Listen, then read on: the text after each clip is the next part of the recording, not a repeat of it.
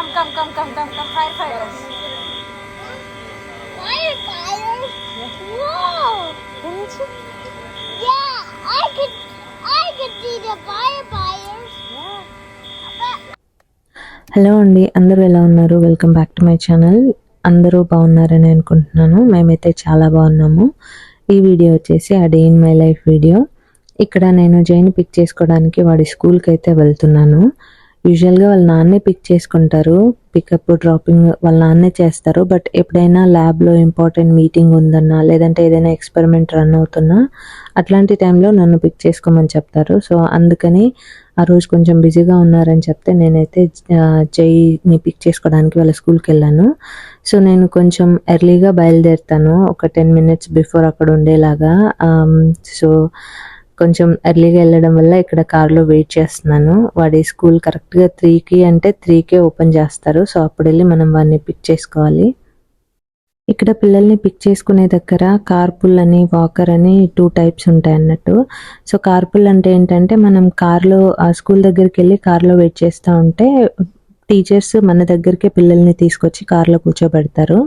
అలా కాకుండా వాకర్ అయితేనేమో మనమే వెళ్ళి తెచ్చుకోవాలన్నట్టు. సో కార్పుల్ అంటే చాలా టైం పడుతుంది, ఎందుకంటే చాలా ఎక్కువ మంది ఉంటారు కాబట్టి మనకు almost 1/2 hour to 1 hour time అక్కడే పడుతుంది. సో అందుకని మేమైతే వాకర్ పెట్టుకున్నాము. సో ఇక్కడ స్ట్రీట్స్లలో పార్క్ చేసుకోవచ్చు కారు. అలా పార్క్ చేసుకొని కరెక్ట్గా 3 o'clock అయినంబనే లోపలికి వెళ్ళి మనం జైని తీసుకొని రావచ్చు అన్నట్టు. సో అందుకని ఇంకా 3 అవ్వలేదు ఇక్కడ. సో వెయిట్ చేస్తున్నాను నేను.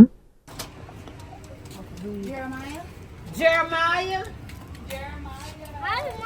Hi, Nana. నేను పిక్ చేసుకొని ఇంటికి వచ్చే వరకు అరౌండ్ 15 to 20 minutes అయితే పడుతుంది. Should we open the door now and buckle our seatbelt off? Yeah, you can unbuckle your seatbelt. Do it. Say it again. You open that door and I'll open this door. And you grab that. And you press the button to over here and pull and grab that and put her in the row and let her go. Okay? Okay. Shall we go now? You open that door. Okay? Yep. ఇంటికి వచ్చినప్పుడే first food అయితే పెడతాను జైకి, ఎందుకంటే around 11:30, 12 కల్లా తింటారు కదా. So బాగా ఆకలి మీద ఉంటారు. అందుకనే ఫస్ట్ ఫుడ్ పెట్టినాకనే డ్రెస్ చేంజ్ అవన్నీ కూడా చేయిస్తాను.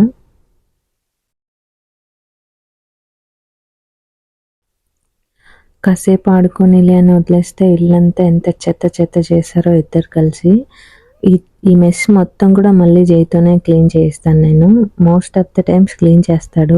ఏదో మరి టైర్డ్గా ఉంటే, లేదంటే వాడి వల్ల అవ్వకపోతే తప్ప మ్యాక్సిమం క్లీన్ చేస్తాడు. ఇలాంటి చిన్న చిన్న పనులు పిల్లలతో చేయించడం పెద్ద తప్పేం కాదండి. ఇలా చేయించడం వల్ల వాళ్ళకు కూడా రెస్పాన్సిబిలిటీస్ తెలుస్తాయి. సో వాడికి సంబంధించిన వస్తువులని వాళ్ళే జాగ్రత్తగా చూసుకోవాలన్న విషయం వాళ్ళకి తెలిసి వస్తుంది. పైగా ఇల్లు క్లీనింగ్ విషయంలో కూడా వాళ్ళకు హెల్ప్ తీసుకోవాలి. మనమేం మొత్తం వాళ్ళతో కడగడం, రుద్దడం చేయించకపోయినా అట్లీస్ట్ ఇట్లాంటి చిన్న హెల్ప్ చేయడం వల్ల వాళ్ళకు కూడా నీట్నెస్ అనేది అలవాటు అవుతుంది. సో ఇట్లాంటి చిన్న పనులు చెప్పడంలో ఏం తప్పలేదు. సో నేనైతే మ్యాక్సిమం వాడితోనే క్లీన్ చేయిస్తా. వాడు కూడా క్లీన్ చేస్తాడు, most of the times clean చేస్తాడు. ఒకవేళ నువ్వు క్లీన్ చేయకపోతే నేను ట్రాష్లో వేస్తాను అంటాడు. సో వాడి టాయ్స్ని వాడు సేఫ్ గార్డ్ చేసుకోవడానికైనా వాడు క్లీన్ చేస్తాడు అన్నట్టు. I'll take care of my car right now. You'll take care of your cars? Yes. Okay. Are you going to clean up the mess? Yes. Okay. Yes. I gotta clean out the mess. Take over one. అలా ఒక్కొక్కటి తీసేసరికి పొద్దుపోతుంది. So ఇక్కడ నేనైతే డిన్నర్కి prepare చేస్తున్నాను. చాలా simple and healthy recipe. జొన్న రొట్టెలు ఉంటాయి కదా, మామూలుగా కొంచెం 1 day అయిన తర్వాత కొద్దిగా గట్టిగా ఉంటాయి కదా, అలాంటి రొట్టెల్ని కొద్దిగా వాటర్లో అయితే తడిపి చిన్న ముక్కలుగా అయితే చేసుకుంటున్నాను. సో ఇది చాలా బాగుంటుంది రెసిపీ. ఒకవేళ జొన్న రొట్టెలు ఎవరికైనా ఇష్టం లేదు అంటే ఇలా చేసి పెట్టండి, డెఫినెట్గా తింటారు. సో దీనికోసం నేను ఆనియన్ అయితే కట్ చేసుకుంటున్నాను. ఆనియన్ చిన్న చిన్నగా ఉండాలి అనేది ఏం లేదు, కొంచెం పెద్దగా ఉన్నా కూడా బాగుంటుంది రొట్టెలకి. అండ్ ఇక్కడ చిల్లీస్ని నేను చాలా చిన్న చిన్న పీసెస్గా కట్ చేస్తున్నాను. సో అంటే అలా చిన్న చిన్న పీసెస్ తగులుతూ ఉంటే నోటికి బాగుంటాయి. సో పోపులో పచ్చిమిర్చి ఆనియన్ 2 వేసి కొద్దిగా వేయిస్తున్నాను అన్నట్టు. ఇవి మరీ మెత్తగా అవ్వాల్సిన అవసరం లేదు, జస్ట్ కొద్దిగా ట్రాన్స్పరెంట్ అయినా చాలు. సో దీంట్లోకి కొద్దిగా పసుపు అండ్ సాల్ట్ కూడా యాడ్ చేస్తున్నాను. సో సాల్ట్ కూడా యాడ్ చేసి ఒక 2 మినిట్స్ అలా మగ్గించాలి ఈ ఆనియన్ని. మనకు మెత్తగా ఉడకాల్సిన అవసరం లేదు, జస్ట్ ఆ పచ్చిదనం పోయేంత వరకు అలా ఫ్రై చేస్తే సరిపోతుంది. దాంట్లోకి నేను ఇందాక తడిపి పొడి చేసుకున్నటువంటి రొట్టె ముక్కలు ఉంటాయి కదా, అవైతే యాడ్ చేసుకొని నీట్గా కలుపుకుంటున్నాను అన్నట్టు. చాలా సింపుల్ ప్రాసెస్, మనము ఉగ్గాని ఎలా చేసుకుంటాం కదా, సేమ్ ఇది కూడా అలాగే అన్నట్టు. సో మొత్తంగా పసుపు తర్వాత ఉప్పు అన్నీ కూడా అన్ని రొట్టె ముక్కలకి పట్టేట్లాగా కలుపుకొని దీంట్లో కొద్దిగా పల్లీలను వేయించి కొంచెం బరకగా చేసి పొడిలాగా అదైతే ఇందులో యాడ్ చేస్తున్నాను. సో దీనివల్ల టేస్ట్ చాలా బాగుంటుంది.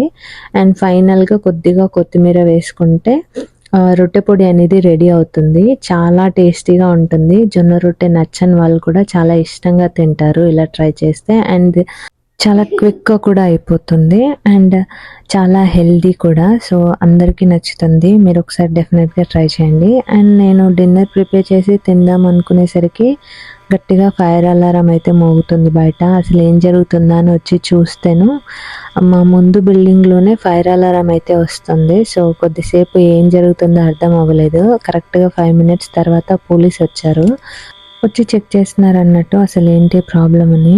ఇక్కడైతే మంటలైతే అంటుకోలేదు, బట్ ఫైర్ అలారం ఎందుకు వస్తుందో అర్థం కాలేదు ఎవరికి.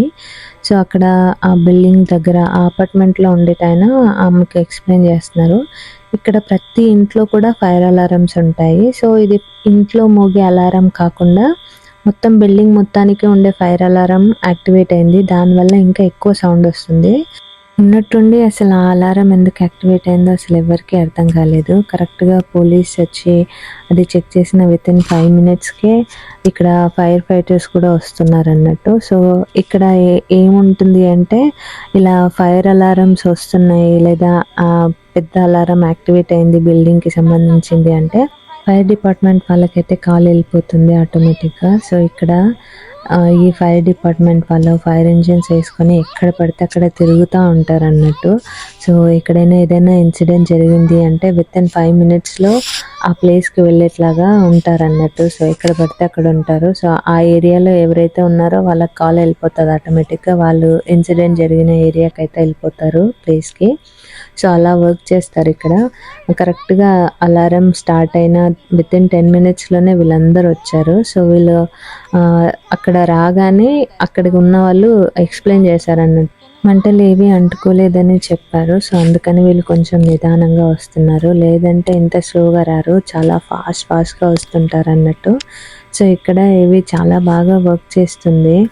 అండ్ ప్రతి ఒక్కరు అసలు ప్రాబ్లం ఏం అవ్వలేదు అని తెలిసినా కూడా ప్రతి ఒక్కరు వచ్చి చెక్ చేశారు ఇక్కడ ఎందుకు మోగుతుంది అన్న విషయానికి. ఇక్కడ అన్నీ కూడా చెక్కతో చేసిన ఇండ్లు ఉంటాయి కాబట్టి వాళ్ళు కూడా ఛాన్స్ తీసుకోరు, డెఫినెట్గా వచ్చి చెక్ చేస్తారు అండ్ చాలా అలర్ట్గా ఉంటారు అన్నట్టు. సో వాళ్ళంతా వచ్చి చెక్ చేసి ప్రాబ్లం ఏం లేదు అని తెలిసిన తర్వాత మెల్లిగా వెళ్ళిపోయారు.